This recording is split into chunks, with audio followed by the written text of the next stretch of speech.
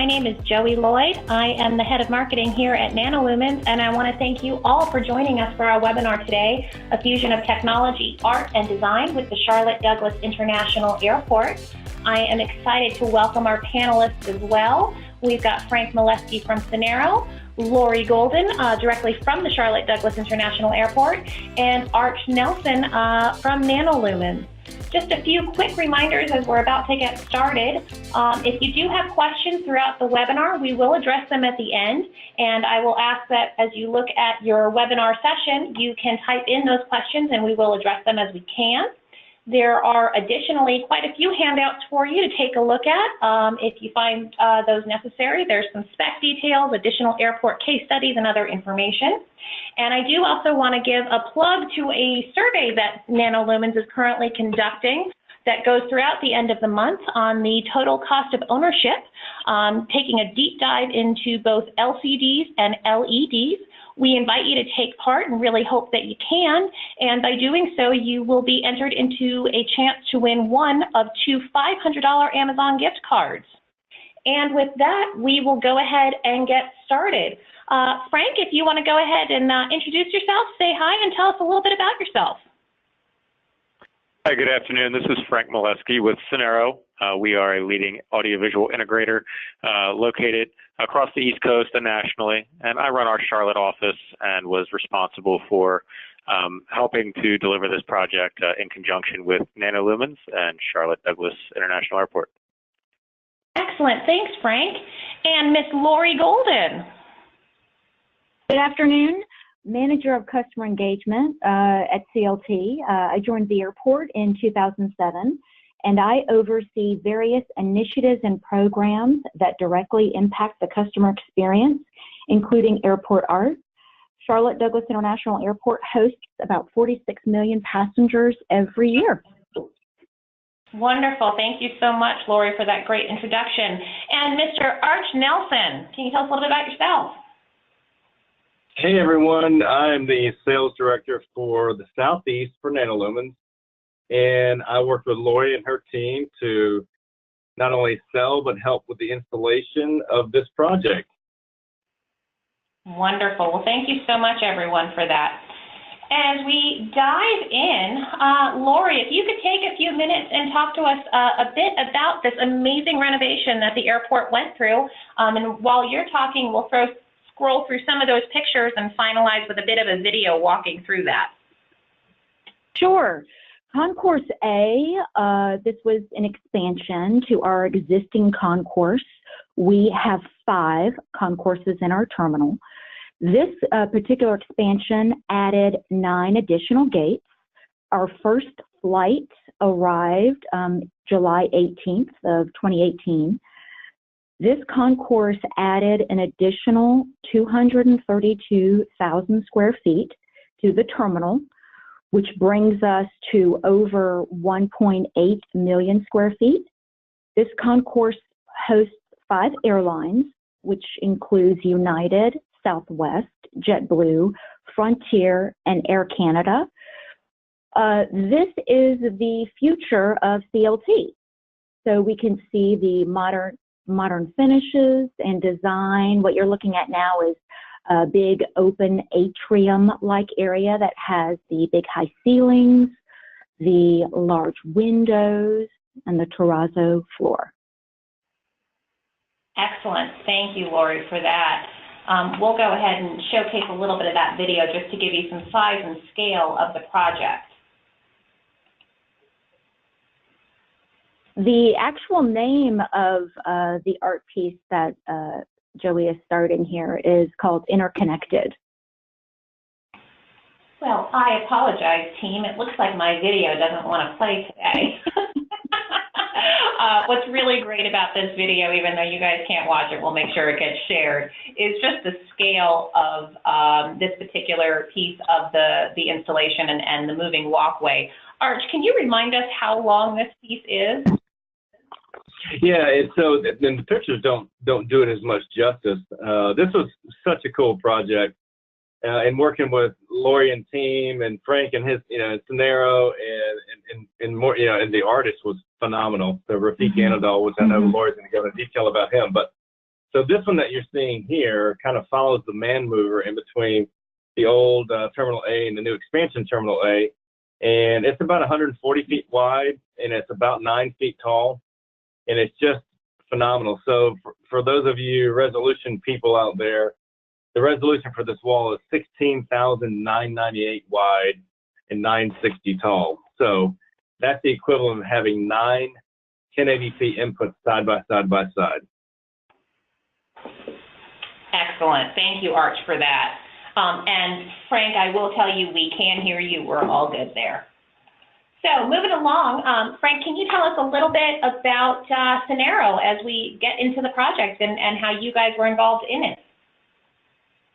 Yeah, so Cenero this year is excited to be announced as a top 20 audiovisual integration firm across the U.S. This is our 4th year on the Inc. 5000 list for really the way we're changing integration in not only the commercial space, but the educational space.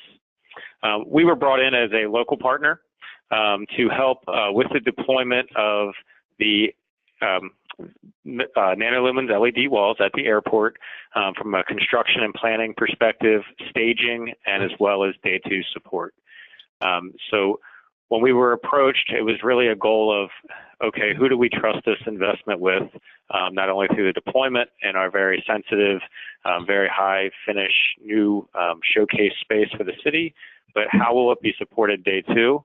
And we were approached to deliver this in a short lead time with the airport, and they looked at our managed service offering and our ability to monitor the system 24 hours, and ultimately, we were involved from there forth.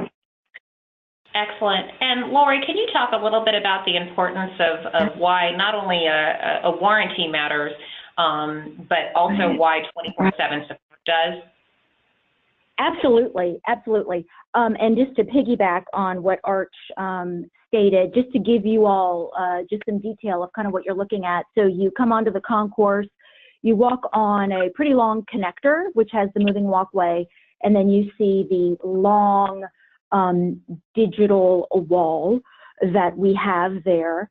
And then you come into this atrium-like space that has the second and the third screens at a higher elevation. The value of NanoLumens to the airport is one thing we look at whenever we bring anything into the terminal is how can we maintain it? How can we care for it? We are a 24-hour operation, and we're looking for minimal expense when it comes to maintenance, service, and all those details. And what we found with NanoLumens is it truly is a game changer in the fact that the investment for the maintenance and the care thereafter is minimal. The value of Cenero is that it is it's a great partner with NanoLumens in that they're the local resource on site. They learned about how the airport works, again, a 24-hour operation. But in the middle of a construction project, which you run into a lot of logistical bumps and challenges along the road, with any project anywhere, and at an airport, it's magnified with access and other details. And they did a fantastic job with the installation, as well as working with us now on maintaining the NanoLumens and the warranty that I believe Arch will talk about. But we have found that it's been a great asset and a great complement to the modern feel that we're trying to accomplish. And what was also unique to NanoLumens is that we were able to customize the size of whatever size we wanted the screen. As you can see, these walls are quite tall and large, and we really had the option to go practically wall to wall if we wanted to do so with the technology.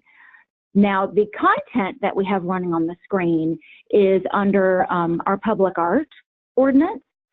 this is something that many airports have, is they have dedicated funds that's under capital improvement that is designated to be spent on public art. The artist that was selected, oh, go ahead. I know we'll get into much more of that, Lori. One of the questions that I think is relevant that's already come up, and we didn't mention it, what was the total investment on your renovation? The total investment was 200 and I'm going back and looking at my sheet, 200 million for this concourse, which included concessions and gates and different types of amenities, including the art. Wonderful. Well, I know we're going to get into more details on that project. We do quickly want to introduce NanoLumens as well, and I have to say in advance, I bet this video is not going to run, and it's not. So we'll skip over that. Art, can you tell us a little bit about NanoLumens? Let our listeners know. Absolutely, and I think many of you probably do know us, but we are based in Norcross, Georgia, and we are an American-made company. And I tell people all the time, we are an engineering company that happens to be in the LED business. We have far more engineers than we do anybody else within the company, far more than we do salespeople. And so we kind of pride ourselves on being able to build displays, LED displays in various pixel pitches in any size, shape, or curvature. We're starting to do compound curves. We're doing domes and spheres. I mean, so we're really kind of setting the bar pretty high. We have a lot of fun. It's really cool to be on projects like this. And we are, we have showrooms in Las Vegas. We have showrooms in Atlanta, Georgia as well. So come see us. Absolutely. Thank you, Arch. And I think that ultimately we've gone through a lot of these details on this project overview. Lori, you already told us about the $200 million renovation, and these are some of those specs on the specifics of the centerpieces from NanoLumens, with it being our Engage series, which is all of our true HD products, narrow pixel pitch, and Art, you've already told us about some of the scale and size of those. Any of our panelists have anything to add here?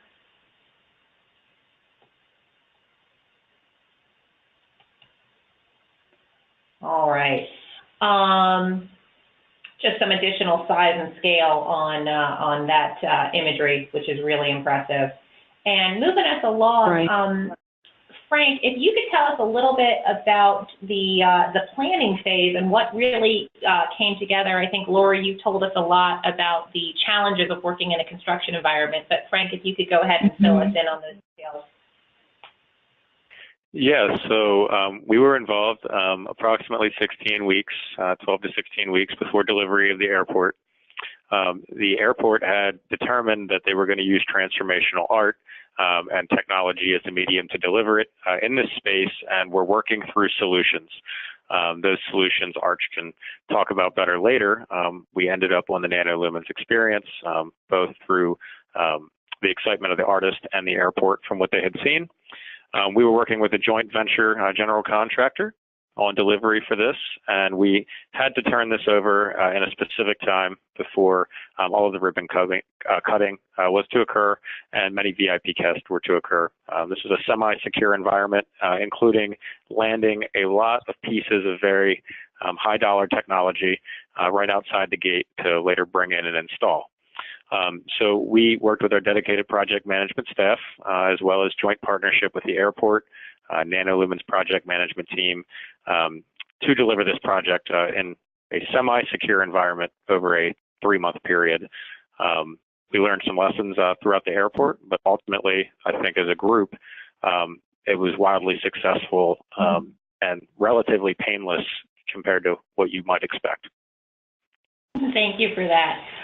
One of the things that I know from talking with the panelists is that this actually started off as a possibility for a projection project. Arch, I know you've got some detail on how that changed. Yeah, so I happened to be up in Charlotte for an airport show. It was a smart show. I think that's what they call it, just a smart show. Not last year or the year before. And I met Lori and team and Brent Cagle And so they asked me a lot of questions. We talked a lot about, what we do as a company. And then Brent said, hey, let's go take a walk. And he told me what they were trying to accomplish. And he just asked my opinion. He said, hey, with all these windows, we're projecting this is going to be, or we're slating this to be a projection project. Do you think it's going to work? And I said, you know what? It's going to look phenomenal at night, but it's not going to look very good during the day. He said, that's kind of what we fear. And so when he opened it up with Refik Anadol, he opened it up with LED. Refik was so excited to be working this project with an LED product that will look great during the day and look great at night. That's kind of how the whole thing happened. It happened really fast. So we were brought in immediately. We brought Frank in immediately and Cenero, and, away we go. And, one thing I will say too is, this project went off like a hit. And we do a lot of big projects, and we do a lot of big construction projects. And as you know, with some big construction projects, timelines and whatnot, a lot of times it's just chaos at the end. And we typically are one of the last things ever deployed in a new building or in a renovated building because of the nature of the beast, and we need a clean environment, and it's electronics, and I can go on and on. I can tell you this was a great installation because we had total buy-in from RDK, the engineering firm, and Turner Rogers, the GC, and they understood exactly what we needed and what they wanted to provide. The electricians were great. Design, LS3P, all these other architects involved. It was just a great project and went really well. And Cenero did a phenomenal job putting it in. I mean, I think we were in and out of there in like 3 weeks, if I'm not mistaken. And so that's kind of that alone is a good testimony. Thank you. And Lori, I know that you've got some additional items to add here. On our last slide, there was a picture of what the terminal looks like at night. So can you tell us a little bit about how this impacts that overall experience? Right. Yeah, that's what the previous slide highlighted what you see in the building, how the screens appear. And then the picture on the right showcases the terminal at night. When we did this Concourse expansion, it did expand the terminal even further to our airport entrance road. So what you see here in the evening picture is what every vehicle sees as they are right before they approach the terminal curbside. So you see the two mega screens at that higher elevation, and what we have soon realized was this has been such a great gift to everybody that's coming to the front door. It has added to the customer experience, obviously, with those that are in the building, and to the customers that are, in the vehicles before they even get to the terminal.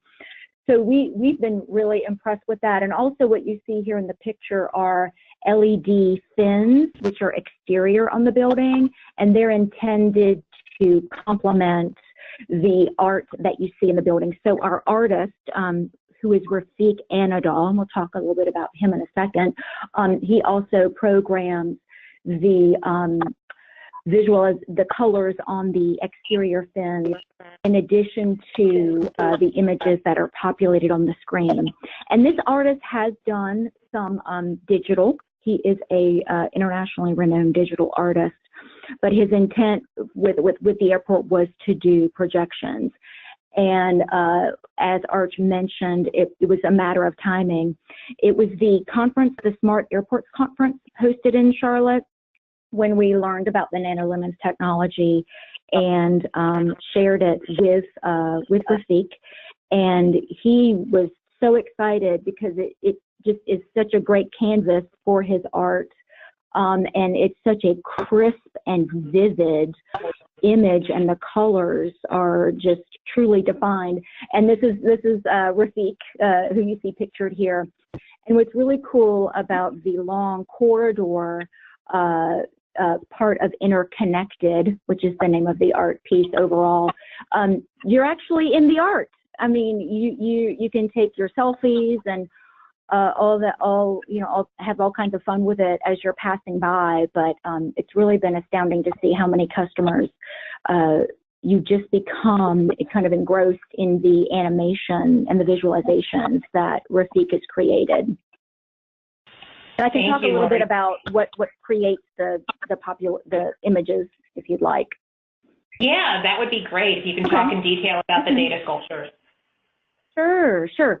Well, Refik is a internationally renowned digital artist. He is based in Los Angeles, and he's from Istanbul. And our Arts and Science Council, who manages our public art and oversees the Public Art Commission, they did a call for artists nationally, and Refik was one of the artists that responded to this opportunity, and we were just so excited, and he was as well. I believe it may have been his first airport working with us. But what his specialty is that he builds custom servers to input data to create these pretty impressive visualizations and animations. And what he has done is he has taken our data that is in the public realm that you would see on FIDs and that sort of thing. He inputs it and creates these amazing images. And the data is information from our baggage, flight, and transportation. In the aviation industry, we call it our bids, FIDs, and TIDs. So it's our baggage information display system, flight information display system, and transportation information display system. And it's previously published data that is in the public domain. And he creates these amazing images that you see. And he's got 3 different chapters behind the animations. The fluid structures, which is one of the images we've seen that have the blue, white, and teal and the waves. Chapter 2 is impossible materials, which is this white kind of morphing liquid, almost breathing-like images that are constantly fluid. And then data poems, which is what you see here with the colored dots. This represents all of the flights, as well as data poems is black and white images as well. So he has customized these chapters, and what we're hoping is, eventually we can kind of expand our the chapters to have, different types of images. But as the data changes, the images change. Thank you, Lori. That's a great walkthrough of those of the digital art in those 3 chapters. Arch, I know you've had some opportunities to work directly with Refik on a few other things. Is there any color commentary you can add about Refik? And I think Lori would agree, he's a delight to work with. He's just so creative, and he's so nice. And the stuff he does is just really, really cool. It's really hard to put into words. I mean, the materials he uses with the liquids, and he does one piece with, it looks like it's coral, and this coral is constantly changing and moving and morphing, and it's just really cool. So it was one of the more exciting projects I've ever been associated with since being with NanoLumens, and I think Frank can agree with that too. It's just so unique. It just makes it a lot of fun. Thank you for that. We've got some interesting questions that I'm going to jump into prior to wrapping up on some of those best practices. So, Lori, I think you talked a little bit about the budget for the project, and also how the arts and sciences portion of it came together. One of the questions is about advertising and the ROI strategy here with such a large investment. Right. We have elected to dedicate this opportunity and our NanoLumen screens to public art. However, the content can change. We're really thankful that we have, a pretty amazing art on on some pretty amazing technology screens. So we're pretty thrilled about that. But for anyone that's looking at NanoLumens can definitely change the content of how they see fit. We did not have to utilize advertising or any of those resources for this, but that would be up to the individual. We have dedicated them to a public art opportunity. Wonderful, thank you. Hey, Frank, one of our next questions, there is contingency plans, emergency situations, and that's certainly part of what Cenero does for the airport. Can you tell us a little bit about those fallbacks and how you handle that? Yeah, so currently we have a number of different vetted and badged personnel. So our help desk is 24/7 and ability to assist remotely. But we do have the contingency plan of local on-site resources to physically get into the airport, and they have been vetted by TSA to be able to service this wall. I'm not sure if that totally addresses the plan, the question, but that's how we're handling data. Right. Yeah, and I'll add to that. I think their technicians have been great with the response and follow through. And what we've done from day one is just introduce the access and the credentialing required, and they've taken the ball and run with it, and learning how the airport works and how they're going to be, how they can work within it as far as maintenance is concerned. So I compliment them on that. I think one thing to add there, and I'd let Arch add to that, is that the NanoLumens pixel by pixel warranty and the ability to have hot swappable spares always for a 6-year period. I mean, what's better than being a local resource with a 24/7 help desk, but having a partner that can do that? And I think NanoLumens could better speak to that. But having replacement panels at your disposal, and the minute that they need to be fixed, a new one is already RMA'd and in a plane or a truck to you, is really helpful to us from a service perspective. Thank you. Yes, NanoLumens does offer a full 6-year warranty down to the pixel. And for any of our non-LED experts, that means it's actually down to the dot. So Arch, can you dive in quickly on what that means? Yeah, I mean, I think you guys have covered it pretty well, but we pride ourselves on the products, we pride ourselves on the warranty and the fact that we stand behind our products. And so, adding a little bit to this, it's kind of unheard of to have a 6-year warranty, and it's really unheard of to actually warranty it down to the single pixel. But we believe in what we're doing, we believe in our products. And so, and I'll tell you what that means, that when we give you a price, not only do you have the 6-year warranty, you have a spare parts kit that's also free of charge for those same 6 years. And we keep a certain percentage of spares of every component in our warehouse, and then you keep a certain percentage of spares on site. And so like what Frank was saying, if there's a pixel out, we can hot swap, which only takes a few minutes, that particular panel. You send the panel back to us. We immediately send you a replacement out of our stock. We take the one we've received from you, we fix it, we put it back in our inventory, and we maintain an inventory 100% for those 6 years. Now, also on the warranty, we have several clients that have extended the warranty out to 10 years, which gives them a little bit, it's a little bit extra on the back end, money-wise, but it gives them a little bit more security that this is going to be a viable product for the next 10 years and last that long. So we have done that on several occasions. And then therefore, you don't have any cost in parts for 6 years or 10 years or whatever you choose. And that's pretty big for your cost of ownership over the course of time. And we talk a lot about that when we actually meet you. Wonderful. Thank you, Arch, for that. Very quickly, can you remind us what the pixel pitch is of the displays?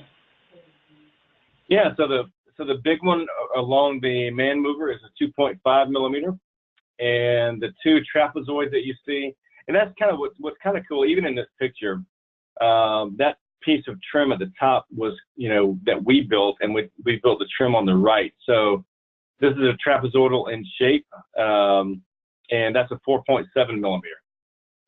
Thank you.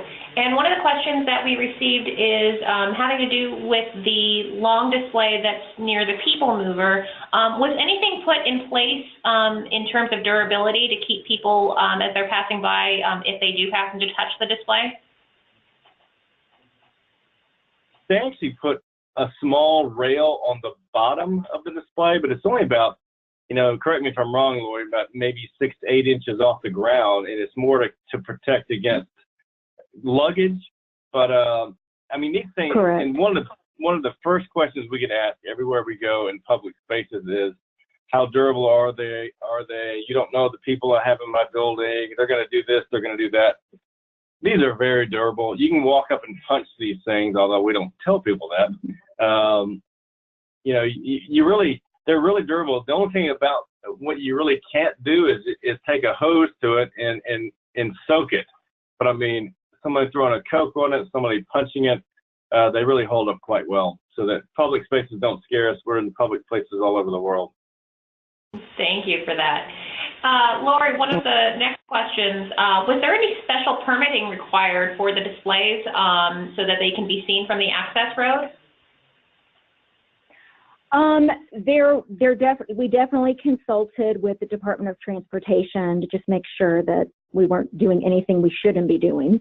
But there, wasn't any issues or concerns. We're just really excited in the fact that it has added such an additional element that was a thought, but it has made such a big impact for our community, and we kind of have a whole new, light show going on at the airport, which has been nice to have. Excellent. And Lori, I know you covered this a little bit in terms of the data that you're using and how that is public data. Can you share any more information about that public data? And I know you've mentioned to me during our practice sessions a little bit about what becomes historical about it. Right. It is our flight information, which is the cities that are departing out of Charlotte, the flight times, the city code of where the flight is going to, the status of the flight, our parking data, the bus, shuttle bus circulation that is circling the airport, and our conveyor belt system, which is related to our baggage. And it's somewhat what we called old data, so it's not live, but it's kind of what you would see on our flight information screens that is, as I mentioned, in the public domain. So it's what's commonly referred to, I guess, as CAN data. And so it's kind of looking at like 3 months. It's a 3-month cycle. And that's where we are kind of looking at, okay, this is the data for 3 months, and these are the images that it's creating. Kind of as it gets fresh data, the newer 3-month data comes online, then the images will kind of morph and change and have different movements. Excellent. And Arch, I have to say our audience has been incredibly great. The questions are pouring in, so I'm working through them as we go. Arch, can you talk a little bit about the power consumption and heat that comes off the displays? I can, and so every pixel pitch puts out, different amounts of heat. The tighter the pixel pitch, the more resolution, the more heat it will generate. But it's still very little. I mean, these are somewhat, room temperature to the touch. We also don't put off any noise. So that's the other nice thing, is that there's really no added heat. There's no added pressure to have to cool that area with air conditioning.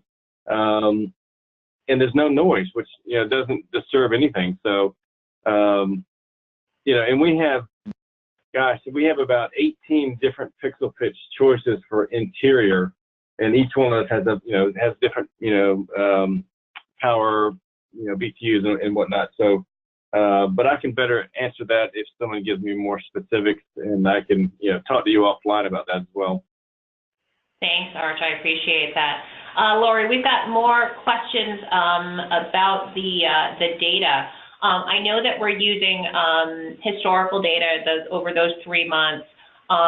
Being of the fact that this is public, is it possible that that data can be used in a live sense?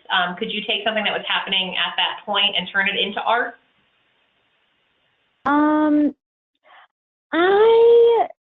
I would be a little hesitant just because it's kind of tapping into live feeds, and being an airport, there's different entities and different levels of sensitivity. So at this point in the age of aviation, I don't think we would do that. But of course, we're an industry that's always evolving and changing, and that's something to definitely explore in the future down the road. But right now we have nothing but great info that we're passing on. So, but it's something that we could always look into as things change and evolve, for sure. Thank you. And Frank, we've got a question for you. Can you talk a little bit about the servers that are being used and how the content is getting to the displays?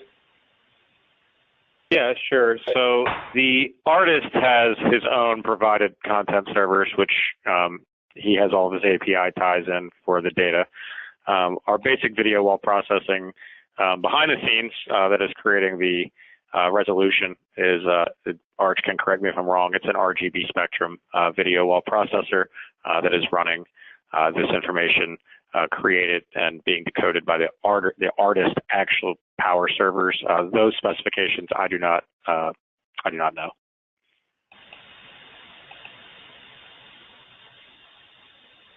I think one point to add there, and just from the NanoLumens perspective, is that we are agnostic, which means we really will work with any of those types of products across the board, and we work with plenty of them. Arch, is there anything else there you want to add? I mean, not really. We're agnostic to anything on the market. So all we do is receive. We build big smart displays, and when they get, like this one that you see on the wall, we can receive anything that's out there. We can also accept any kind of interactivity that's on the market today. So we've done a lot of projects where, gesture and beacon and RFID and, audience recognition, all those things are add-ons that we incorporate into our displays, or they're external to our displays, but we don't have any limitations at this point. Excellent, thank you. And just to make the most of everyone's time here, I want to go ahead and wrap up with some best practices in planning, talking through some of those ideas. So I think maybe, Frank, if you could cover the first side of these, and then I think there's a couple of the bullet points in terms of that NanoLumens and Arch that you could answer. Okay. All right, so from the early trade coordination, we had a rock star team with Turner Rogers on this. I tell everyone that this was our easiest project of the year. Based on its scale, no one believes us.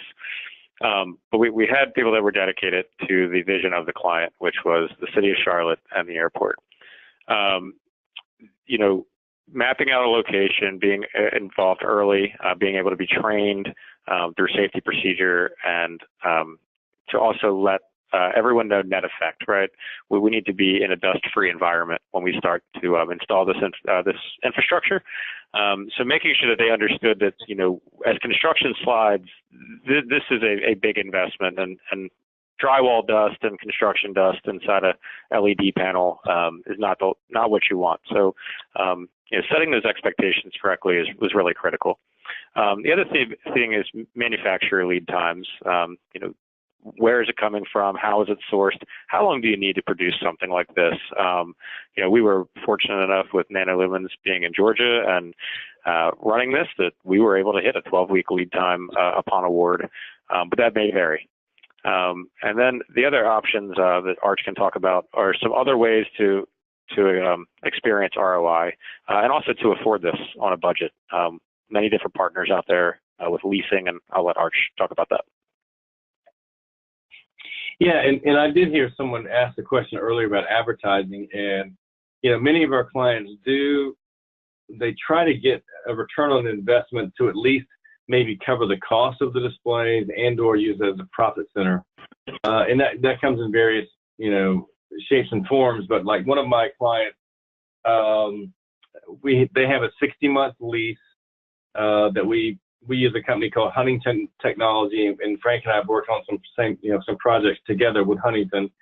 And the way it's designed is they have a monthly fee for 60 months. They're under warranty the entire time. What's great about it is, for this particular project I'm talking about, we had a 6-month head start on when they made the decision and gave us the PO and then when it was going to be installed, so 6 months.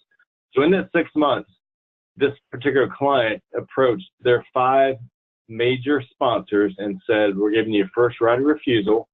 And they basically divided up what the overall monthly cost was by 5, and each of those would get 1 minute of every 10, split between all of them. So each one got 12 seconds of 1 minute per every 10 minutes of content. So, and that's just on particular nights. It's not every night of the week.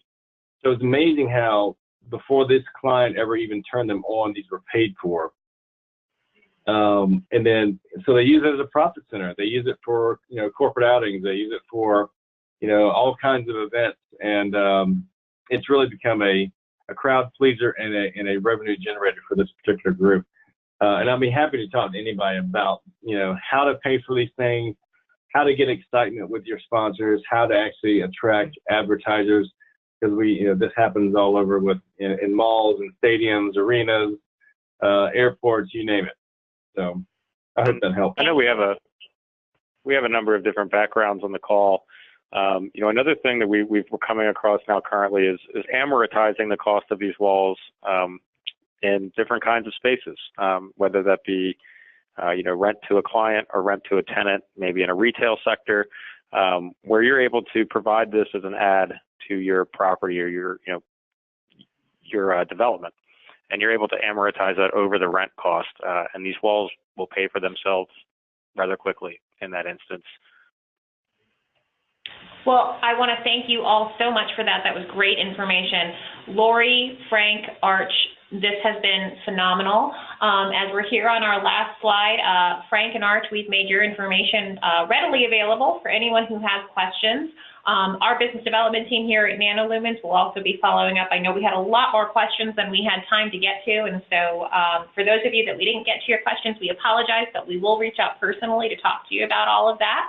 And just to give a couple of quick reminders, you do have those handouts if you have some additional spec questions or additional details you're looking for. In your follow-up email, you will get a link to our survey, which I very much hope all of you can take. We greatly appreciate it. And don't forget about that $500 Amazon gift card. And finally, we ended on this really bit of interesting information about AV as a service. And NanoLumens will be publishing over the next 30 to 45 days. We're going to be publishing a full white paper on AV as a service. So we're excited to get that out, and please do keep a lookout for it. Again, Frank, Lori, Arch, I want to thank you so much for participating today, and thank you all.